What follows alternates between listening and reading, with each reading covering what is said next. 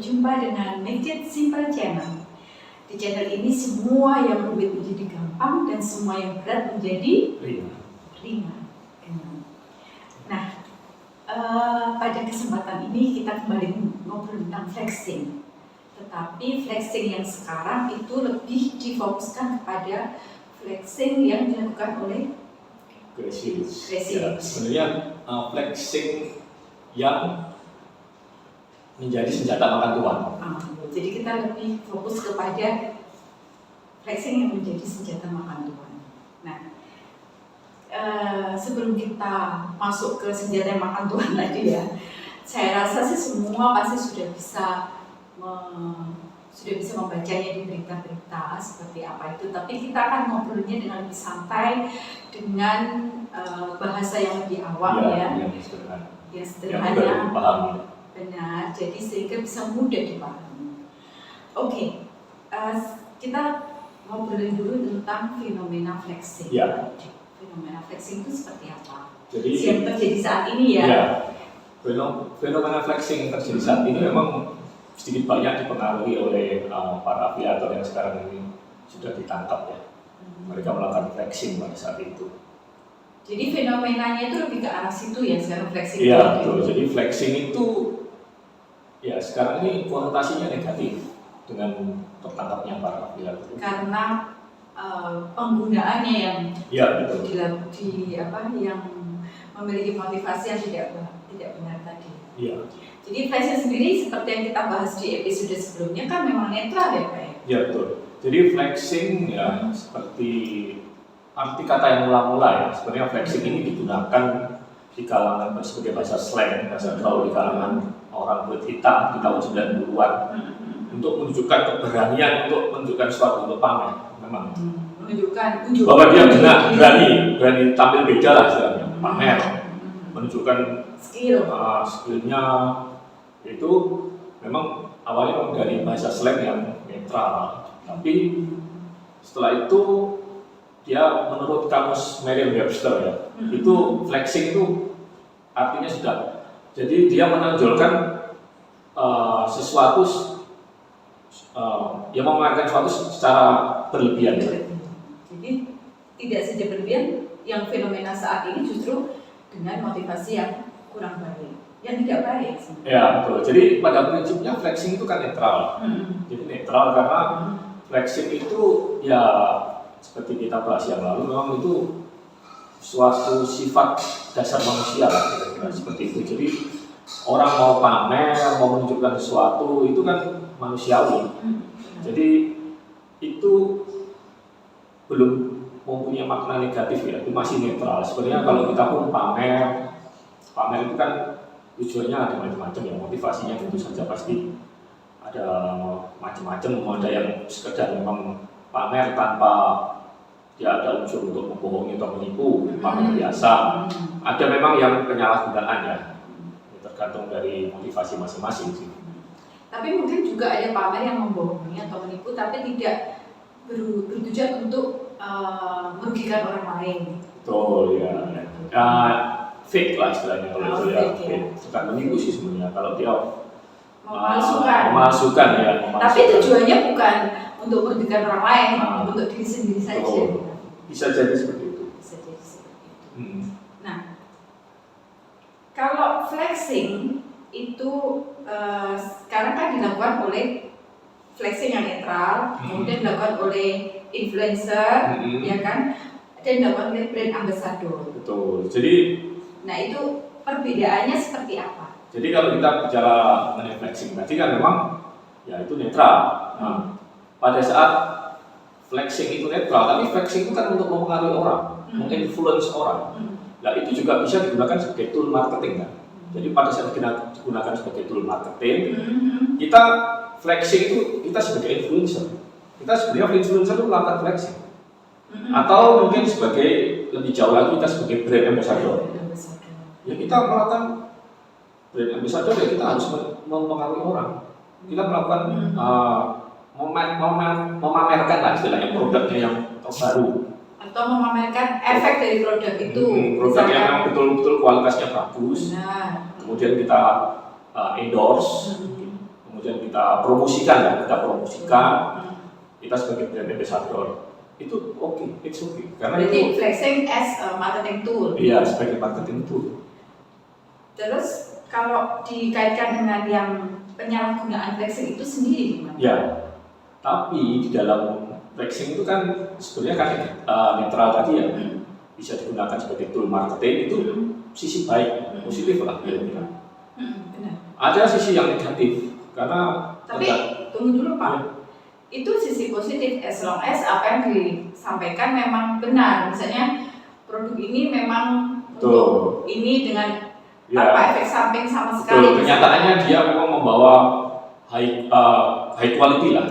High quality, tapi beda cerita kalau misalnya ternyata tidak seperti yang Ya, disampaikan. itu juga. Jadi walaupun jadi itu masuk yang kategori mana ini? negatif juga itu ya. Jadi negatif, walaupun sebagai tool marketing bisa juga negatif ya, betul. Karena ada unsur Karena dia penipuan ya.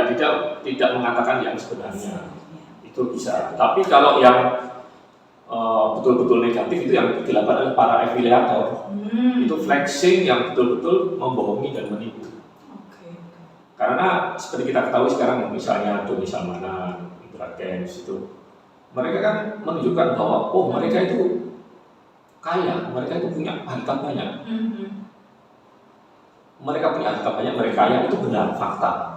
Tetapi mereka bilang itu dari trading, itu bohong. Padahal mereka kaya karena jadi afiliator kan. Tapi juga ada satu sisi bahwa kekayaannya itu tidak seperti yang mereka ekspos ternyata. Gitu. Ya, tentu saja mungkin memang ada hiperbolanya betul, bombastis, hiperbola. Lebih dari apa yang jadi yang pertama memang ada yang fake, ya kan? Yang kedua itu.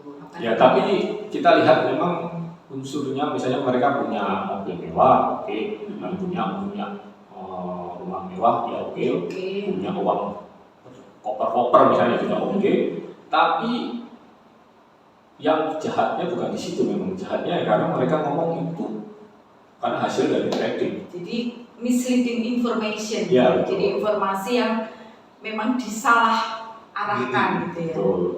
Jadi yang ternyata yang didapat mereka adalah dari. Tapi ada juga kategori flexing yang memang dibuat oleh penyedia aplikasi platform. Ini masalah trading ya? Ya, misalnya Binari Trading, Binomo ya misalnya pernah membuat iklan ya yang dibintangi oleh Budi Setiawan itu ya.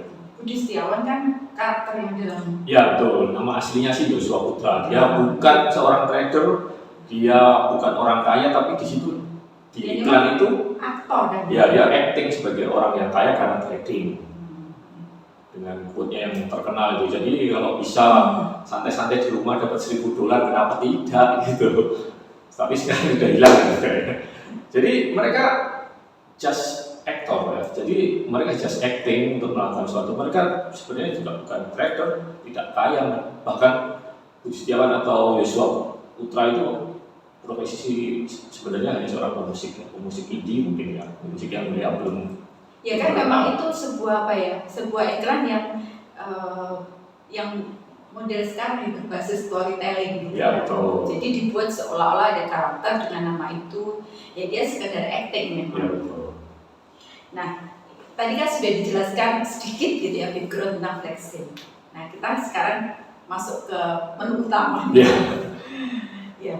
Yang lagi viral sekarang. Yang lagi viral. Sekarang. Kalau Anda mengamati Twitter, ramai sekali ya. Ya betul. Kemudian platform-platform media sosial yang lain juga sangat ramai. Nah, flexing yang 18 Juragan 99. Betul. Kenapa Pak? Ini kok dinamakan senjata makan tuan?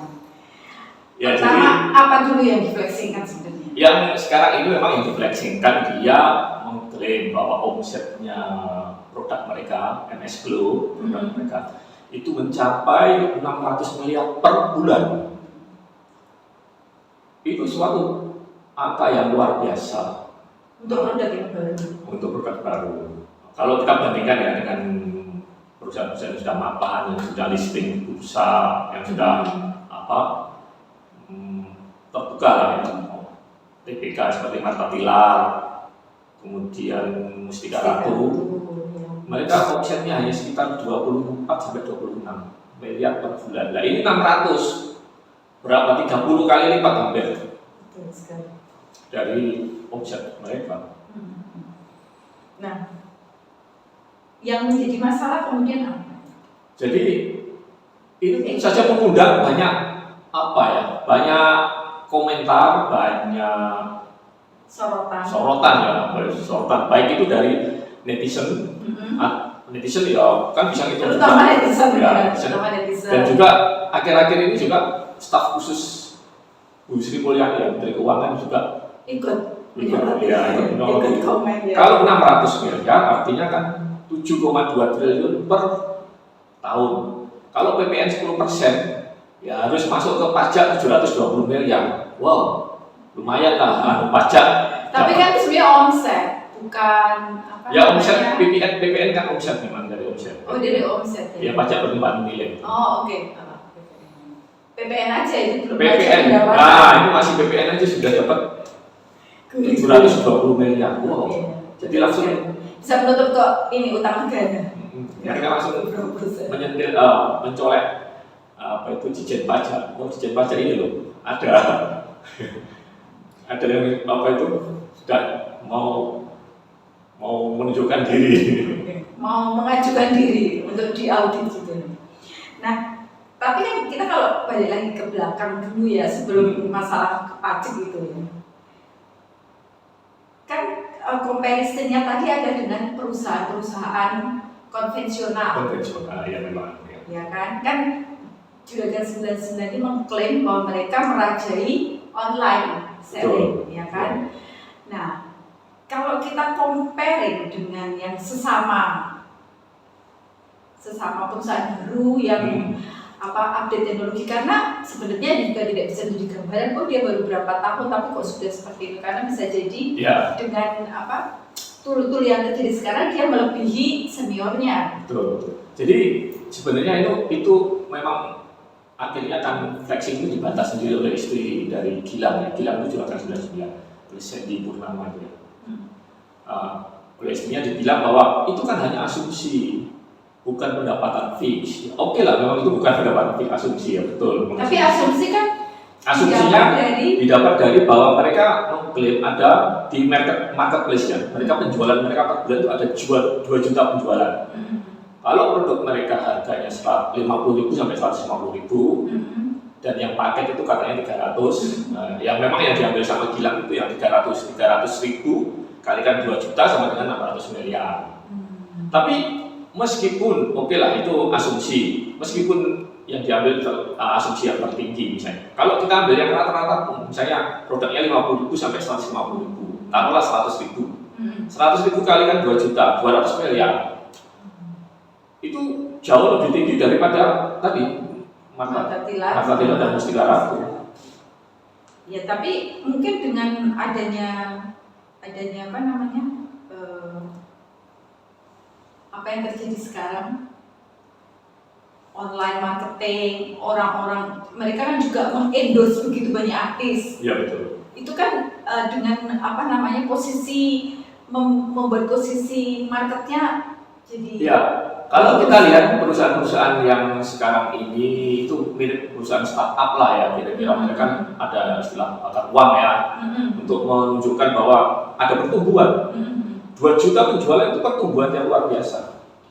Tapi gini, karena kalau kita bandingkan dengan perusahaan-perusahaan lain yang sejenis yang sama-sama online, mereka kan masih belum perusahaan yang terbuka. Jadi kita memang nggak bisa mengakses secara detail ya data akurat datanya mereka. Mereka hanya klaim ya seperti itu. Tapi ya itu bisa lah untuk asumsi lah, sebagai gambaran bisa lah misalnya. Tapi memang ya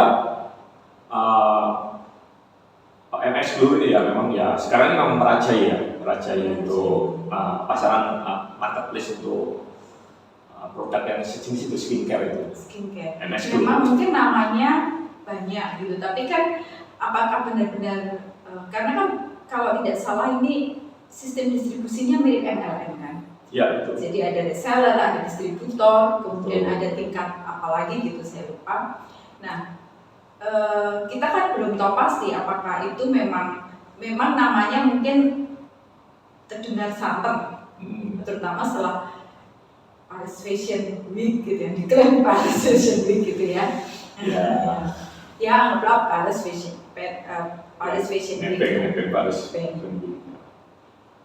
Nah,